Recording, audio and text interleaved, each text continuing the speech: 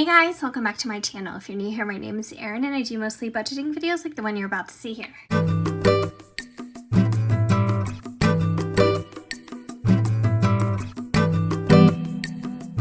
you so much for tuning in. Today we're going to do the monthly budget worksheet together, and this helps me plot out my payments for my fixed expenses for the month of June.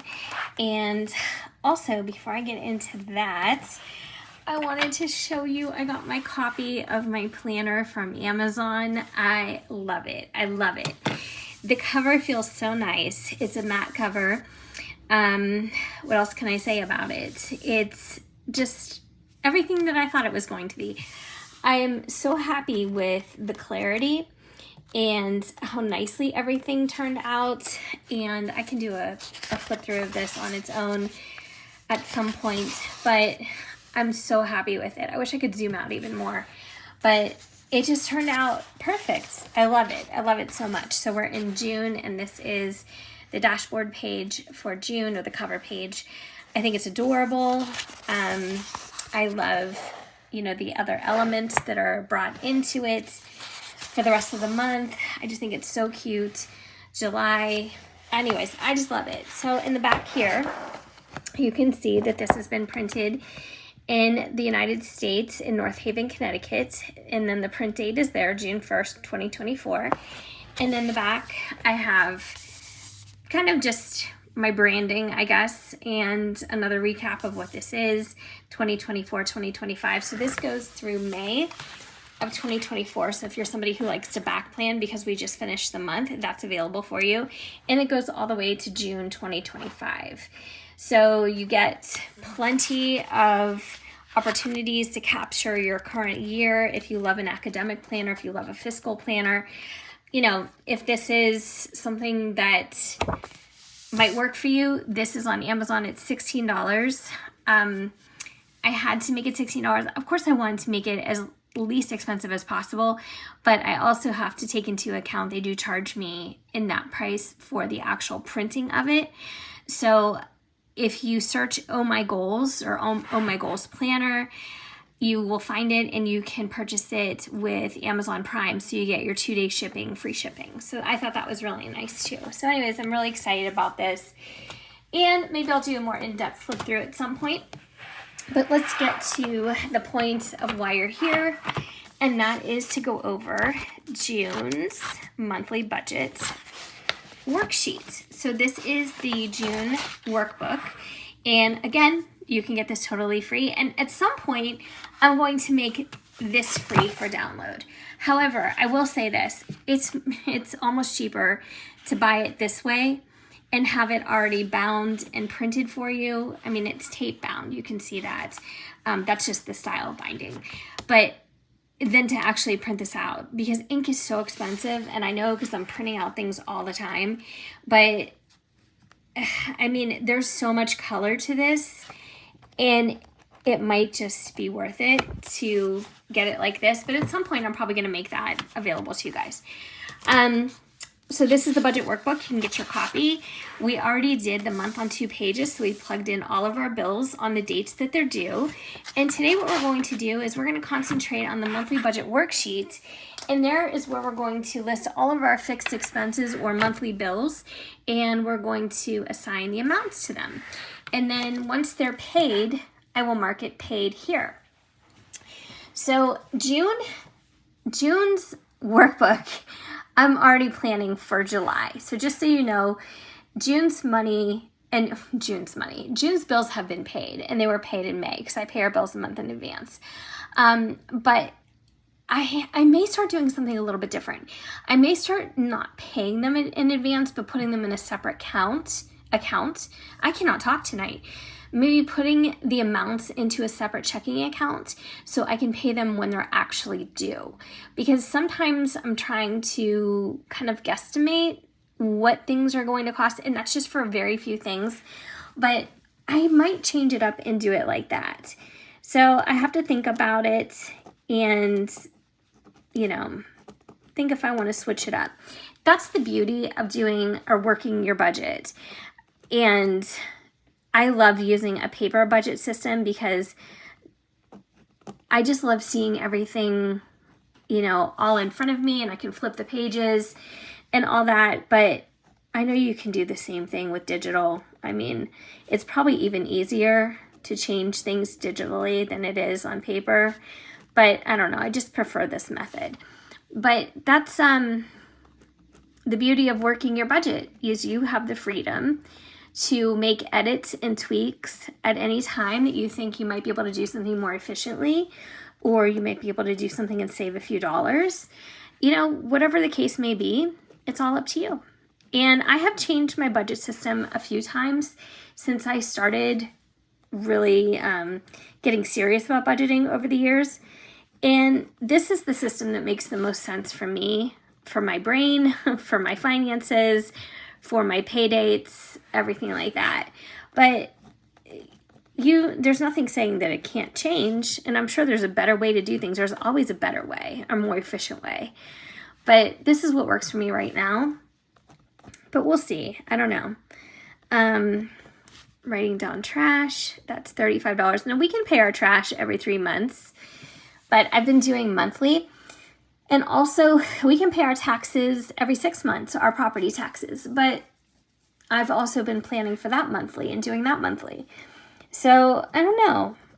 There's a few things that I could change, and it would be really nice to be able to have 6 months worth of taxes and be able just to make those payments. I don't know. I could do that. I keep saying I don't know because I'm raising questions for myself as I'm doing this. But there's a few things I could consider doing differently. Now, some of you had watched my last video and heard me say basically that I was watching a lot of TikToks and seeing people who are like 23, 24 years old making, you know, in the high 90s and all that. And I did give an example of a girl who lived in New York City. But honestly, I see lots of TikToks like that. It doesn't necessarily have to be exclusive to New York City. I know that the cost of living and the salaries are a lot higher there just due to the cost of living. So that makes perfect sense. But I'm just saying in general, it seems like, I don't know, some salaries are just higher given the job, given the field, given, I'm sure, the degrees, whatever the case may be, the trade. But yeah, I agree. It's not good to compare. But sometimes I do wish I would have chosen a different field, you know, something that consistently did make a little bit more money or had a little bit more flexibility. I don't know. I think we all have minor regrets here and there. And sometimes we go through periods where we're experiencing something a little bit more than usual.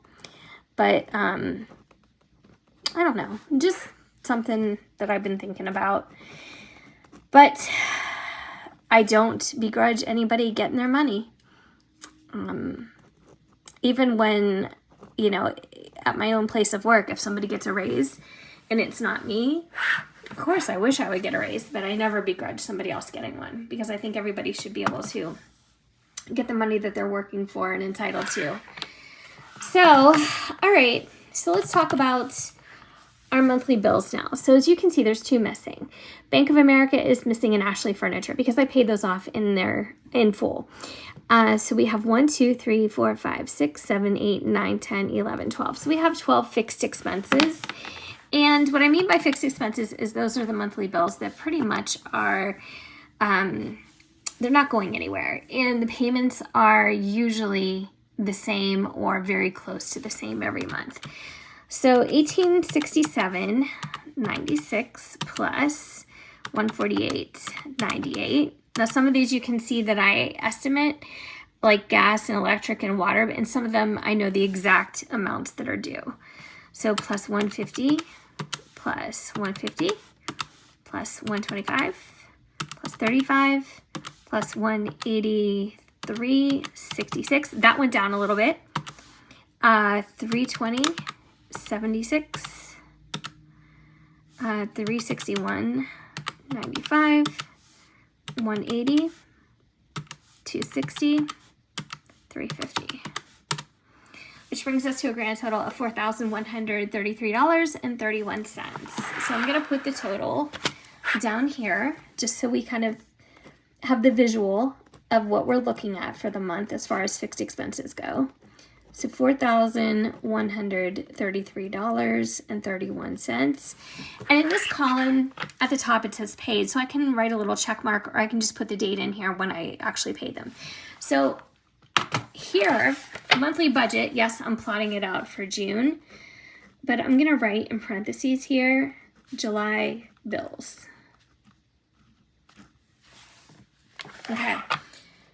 The other thing that we have to consider, and that I think I'm going to do a part 2 because this is already over 10 minutes long, is the variable expenses. So when I get into this, I get a little chatty because I like to explain what everything is. But this is like subscriptions. This is groceries, gas, things like that. So things that are still constant, but their amounts can change a little bit. Now, technically, I could put subscriptions up here in the fixed expenses, but I can literally cancel my subscriptions like to XM Radio or Netflix or anything like that at any time, and there's no consequence to it. So that's different than electric, water, gas, trash. I can't cancel those, so I'm stuck with those. So that's the reason why I put them under variable, because they technically can be variable. One thing that I might change up, I don't know, I still feel like I need it, is my car wash subscription. There's so many car washes where I live, it's ridiculous. And they have put up brand new ones, at least 4 brand new ones in the past year and a half. And they all have subscriptions to it, but there's one in particular that I like. It's one of the older ones, but it's really, to me, $40 a month is expensive, and that's just their mid package, and it doesn't even come with like sweeping out your car. So I don't know, I feel like I'm kind of getting taken. But the newer ones that are so nice, and they come with, you know, the vacuums and everything, they are less expensive, not by much, but they're still less expensive. But they're the kind where you have to pull your car in, and you have to get your front wheel, like your left wheel, like lined up in the track, and then it pulls you through. And I'm telling you, I get so stressed in those, and I feel like I'm a pretty good driver, but for whatever reason, I have the hardest time lining my tire up in that track, and I get so nervous. And usually, I guess all the time, but it's a 24-hour car wash, so I'm not sure. I've never tested the theory in the middle of the night, but there's always somebody there to kind of guide you. But they get so aggressive, and they're like, no, move it over, and they're like, you know, cut the wheel. And I'm like, oh my gosh, like I feel like so stressed out by the time I'm done with it. I'm like, this is not worth it. I don't know if I'm just getting old, or like if my nerves are just fried. I really don't know, but I'm like, holy cow, like calm down. But anyways, all right, so I think that's what I'm gonna do. I'm gonna come back, I'm gonna take into account the income, I'm gonna write down the sources and the dates, and then I'm gonna go over variable expenses. And then after that, we can kind of close or turn the page on this section, and then we'll come back to it at the end of the month. And then next, what we'll have to do is a paycheck budget, but that's honestly not until like the 12th at least, but I have lots of videos planned in between. And the other thing is, I'm gonna get ready for it. I have my kind of wallet size cash envelope set up. So as you can see, this is what I used to use before, and I have never taken the envelopes out of here. So that's like one that I would take to the grocery store. I used to take it to get gas, all kinds of things. So this is ready to go. But this is one that I just got, and I love the faux croco. I think it looks really nice, but I need to set it up, as you can see. So this is where I'm going to do my sinking funds. And this is kind of cool because they have a couple of these right here where they're like a divided envelope. I don't know, it's kind of nice. I guess you could put other things in here, or you could fold your cash. But there's two of those. And then here is just your traditional zipper envelopes. But what was nice with this one is it came with some stickers. And I thought that was kind of cool because then you don't have to get the Cricut out. And honestly, I have no idea. I used to have a Cricut. I know I still have a Cricut, but I haven't seen it since so far before we moved. It's not even funny. So yeah, this is nice that it comes with stickers. So that is one thing that I'm going to be setting up as well. So we have cash envelopes ready to go. But again, If you're interested in getting a planner, they're out there. I'm not breaking the bank on these or making a ton of money. It's, you know, it is what it is. It just costs a lot to print. But I'm really proud of this, and I'm so excited about the artwork, and it's just very fun and festive, and just, I don't know, it's like fun to plan. So I'm going to be using this and putting stickers in it, and, you know, planner stickers and all kinds of stuff just to make it even cuter. But yeah, I absolutely love it. The only thing that I would change, if I had the ability to change, is I wish they offered like a spiral binding, because I think that would be pretty cool. But also I was just thinking, if you, oh gosh, how could you could really disassemble this, and you could end up just running it through like your paper cutter so it has a nice straight edge, and then you can actually hole punch it for the Happy Planner or hole punch it for a 3-ring binder and use it like that. So if you're somebody who doesn't have a printer at home, but you still want to use like the Happy Planner disc system, and that works better for you, you could literally take this apart. And you do have to have a paper cutter to do that, but because you want to have nice straight edges. But that's something that you could do, and then you could bypass the whole printing of it. But anyways, guys, thank you so much for watching. I know I've said it a few times, but you guys being here means more to me than you know, and I'll see you next time.